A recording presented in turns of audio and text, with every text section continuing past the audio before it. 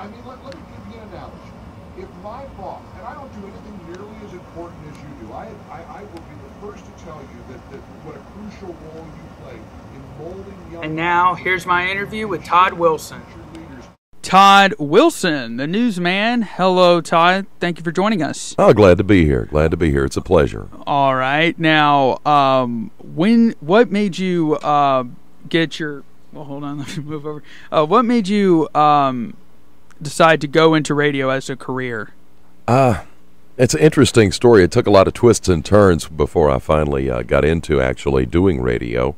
I actually had started out college pre-med. And how do you go from pre-med to being on radio, right? Well, when you're making low 3.0s and upper 2s sometimes, you're not going to be competitive to get into medical school. And in our orientation, the first day of college, I went to what was then called Macon Junior College, now Macon State College. Right, and almost Macon University. That's right. It's growing every year. It's amazing to me. I wish a lot of the opportunities that you have now were existed back then, but we're talking, 1981. But I got involved. They said, Mr. Bass told us, get involved in some of the programs and some of the activities on the campus. That way it'll be more rewarding and more fulfilling.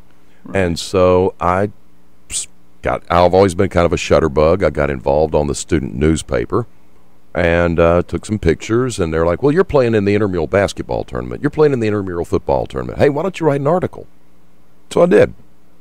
And in 1982, the Braves Caravan came through. Oh, man. I went and interviewed Dale Murphy and Glenn Hubbard, Ernie Johnson, who we just inducted into the Sports Hall of Fame.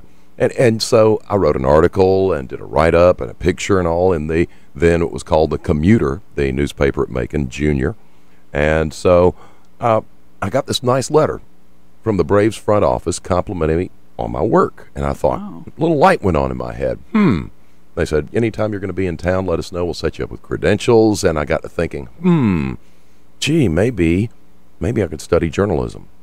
So that's what got me studying pre-journalism. I took pre-journalism courses at then Macon Junior and went on and got my degree at Mercer University. I wrote on the student newspaper there as well, the Cluster at that time. And, in between my changing from Macon Junior to Mercer, I decided, I need to get a job in broadcasting. And I tried for a job in radio and got turned down, but I got a job instead at Channel 13, WMAZ, and started in television, oddly enough, and worked my way through in production. So my last 2 years of college, I not only got the book learning that they had at Mercer, I got hands-on experience for 2 years part-time at Channel 13.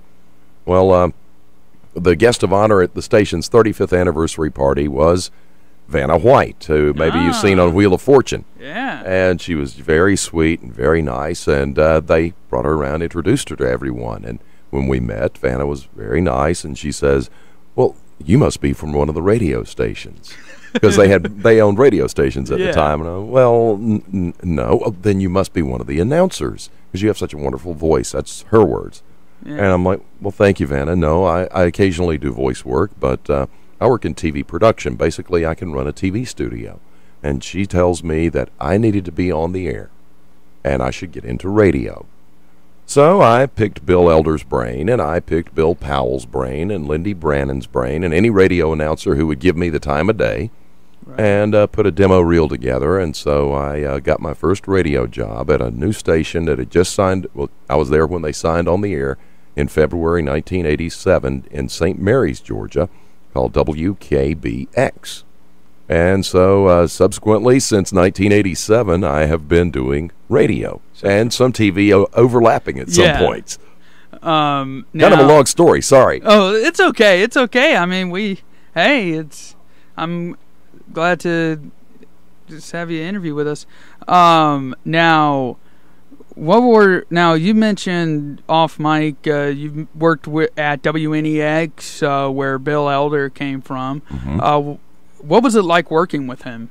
Oh, Bill Elder. Well, he had left the Big X by then. I grew up, not grew up, but in high school, when I was in high school back in the 70s, you had two choices in radio. You either listened to Bill Powell in the mornings, or you listened to Bill Elder in the mornings, locally. And so I would listen to Bill back then, and then he was working when I was at Channel 13. He was actually at one of the stations upstairs, which was then called 99 Ways. I remember it. And so got to know Bill a little bit in the hallways, and because he would work mornings, and I had all kinds of odd shifts. So, and meeting him in the hallway, and I actually appeared on his program a few times during Christmas, as well. We did live calls in to Santa Claus on the air, and I was Santa Claus, and so it's amazing. Santa and I have crossed paths a number of times. So basically, that's how Elder and I did a little work together, and then I used his advice and his assistance in helping me put a demo reel together. A great guy, real intelligent, quite a character, and he and I just bounce voices off each other, just having fun with.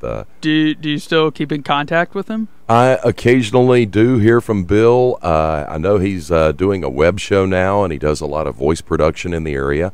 Kind of gone out on his own now that he's off the air, so to speak. Yeah. And he's a great guy, great person to know. Funny Bill Elder story. In my neighborhood where my parents live in Macon, I was there visiting one day, and I see these kids out talking to a guy in a car, and they're pushing his car. And it was Bill Elder, and they were just having fun. They're out there pushing his car along. I thought it was just kind of odd, but he was having a great time, and the kids were having a great time. So yeah, Bill's a great guy. It was a lot of fun getting to know him and having a chance to kind of work with him through the years. Now you've been here for 7 years? Going on 5 now. 5 years? In the next video, we'll have more of the interview with Todd Wilson.